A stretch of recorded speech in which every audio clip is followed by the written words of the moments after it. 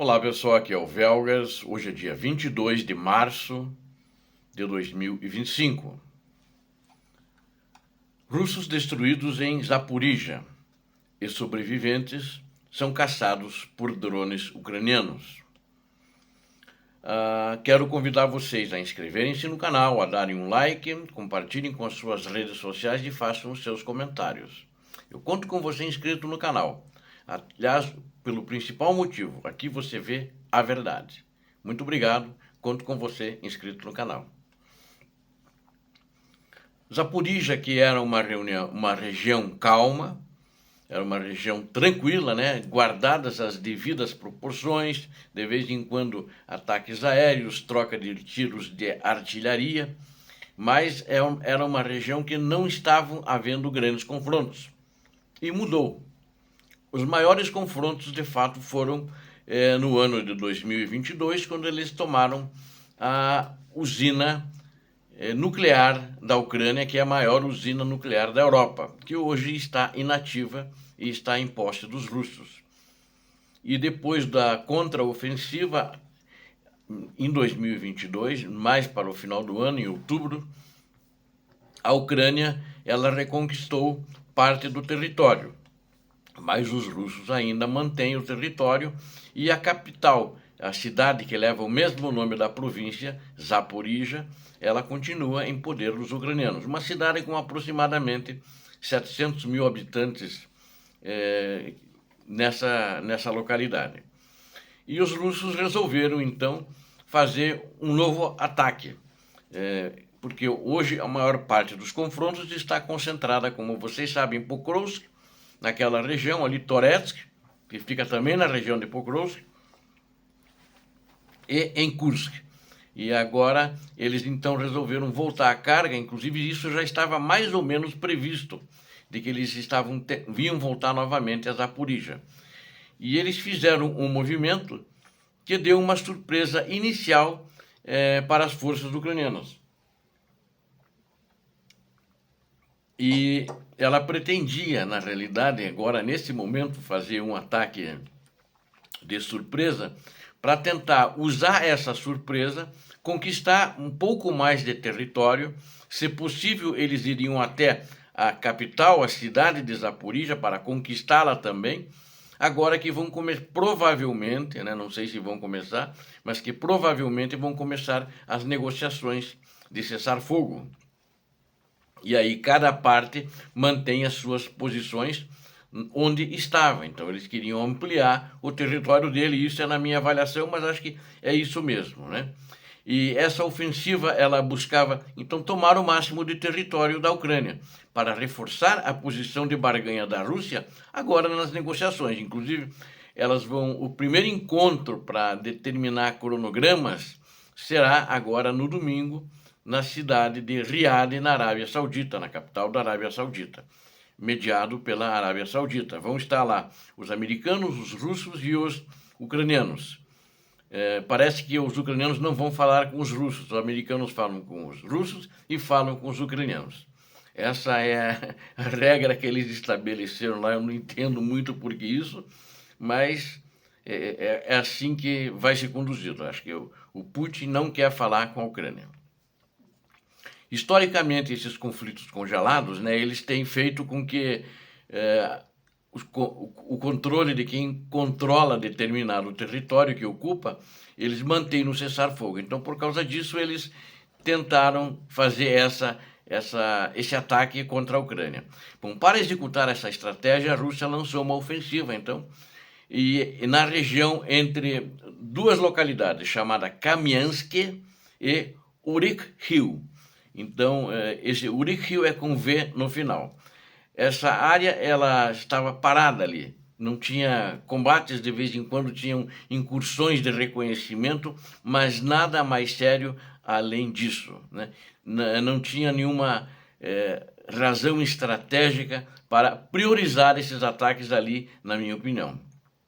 O ataque era centrado no controle também dessa região que fica justamente nessas localidades, que é uma serra, né? A Ucrânia é muito de terras planas, mas ali na região tem uma serra, ou seja, alguns morros, algumas ondulações, algumas elevações, e eles queriam, mas a Ucrânia estava ao redor dessa serra, estava e está, ela mantém posições ali. Só que os russos partiram de uma premissa que foi errada para eles. Eles imaginavam assim, bom, principal combates estão acontecendo em Kursk e em Pokrovsk, onde estão concentrados a parte mais intensa. Aqui está devagar, está calmo. Então os ucranianos devem ter tirado talvez dessa região, mandado para Pokrovsk e Kursk, equipamentos, lhe mandaram peças de artilharia, aqui eles estão mais fracos. Então, por causa disso, eles fizeram esses ataques ali nessa região, procuraram fazer um avanço agressivo para consolidar sobre essas regiões. E tem uma localidade chamada Stepov. As unidades russas avançaram porque ali tem uma rodovia principal. Com isso, eles vão tentar garantir um corredor logístico para eles. Eles teriam mais movimentos com isso. No entanto, o exército ucraniano notou esse avanço, vamos dizer, a tentativa do avanço da Rússia.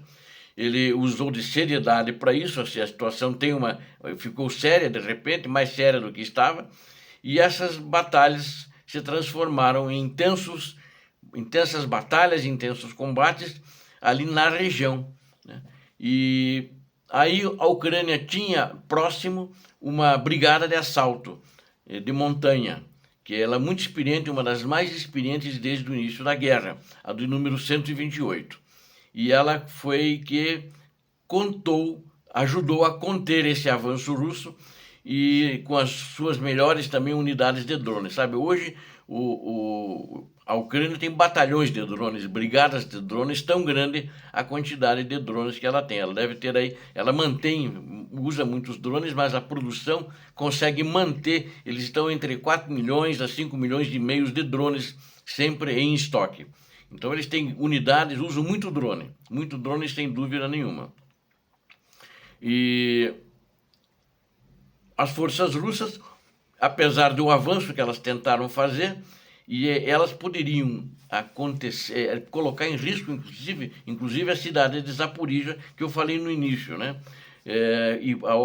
Qual é o risco que seria? O risco de ficar mais próximo à artilharia da Ucrânia, da Rússia, perdão, da artilharia da Rússia.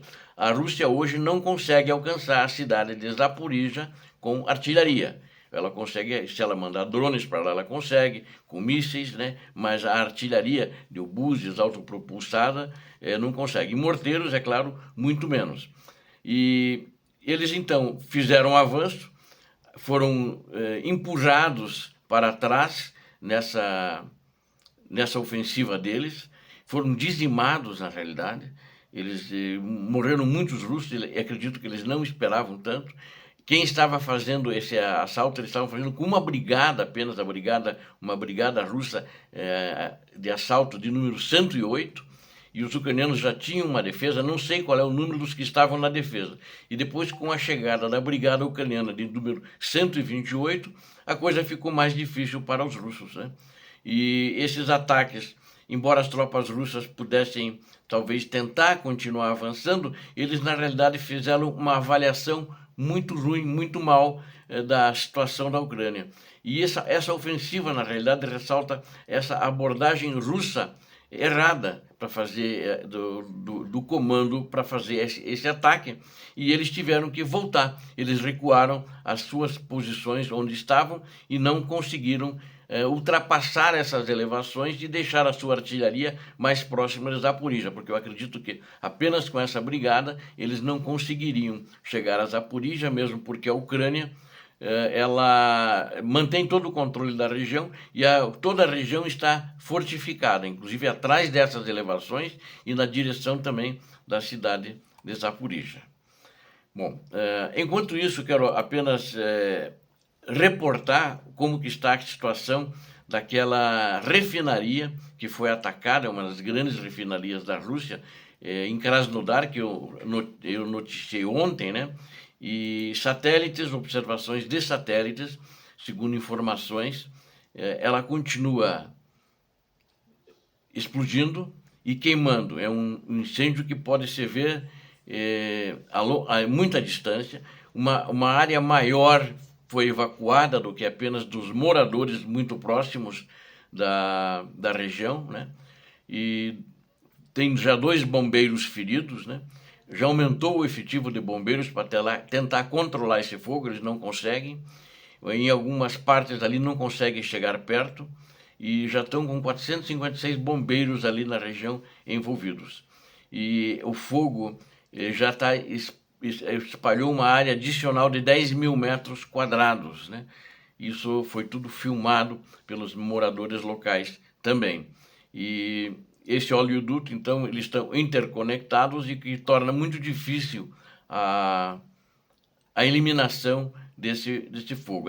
Krasnodar, como eu tinha falado para vocês, ela fica a aproximadamente 500 quilômetros da fronteira da Ucrânia, ali onde estão acontecendo os combates, e ela tem uma produção anual aí entre 6,5 a 7 milhões de toneladas de petróleo ano. Obrigado a vocês que assistiram esse vídeo, conto com vocês, inscrevam-se no canal, deem um like, compartilhem com suas redes sociais e façam seus comentários. Eu conto com você inscrito no canal porque você já sabe, você que assiste, aqui você vê a verdade. Deus abençoe a vocês, Deus abençoe a Ucrânia, Deus abençoe o Brasil. Paz e bem, paz para toda a humanidade.